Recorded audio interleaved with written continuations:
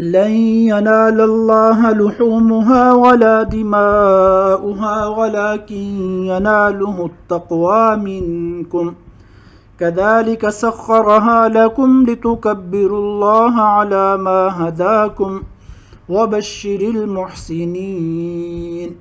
Neither their meat nor blood reaches Allah, rather it is your piety that reaches Him. This is how He has subjected them to you, so that you may proclaim the greatness of Allah for what He has guided you to, and give good news to the good doers. अल्लाह ताला को कुर्बानियों के गोश्त नहीं पहुँचते, न उनके खून, बल्कि उसे तो तुम्हारे दिल की परहेज़गारी पहुँचती है।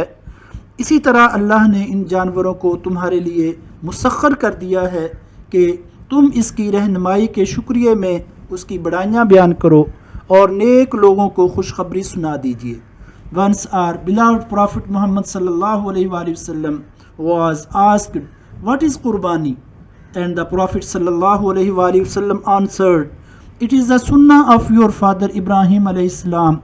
For every year of the Qurbani you receive a reward from Allah Almighty."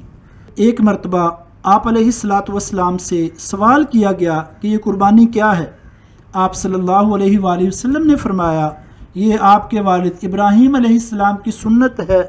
कुर्बानी के हर बाल के बदले आपको अल्लाह ताला की तरफ से अजर मिलता है।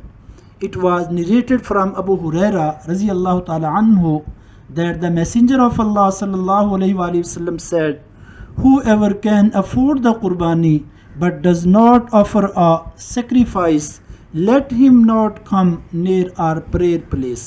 सुन्ने इब्ने माजा। हज़रत अबू हुरैरा रज़ियल्लाहु ताला अन्हु से रिवायत है कि रसूलुल्लाह सल्लल्लाहु अलैहि वसल्लम ने फरमाया, जिसके पास इस्तात हो लेकिन वो कुर्बानी ना करे, वो हमारी ईदगाह के करीब भी ना आए।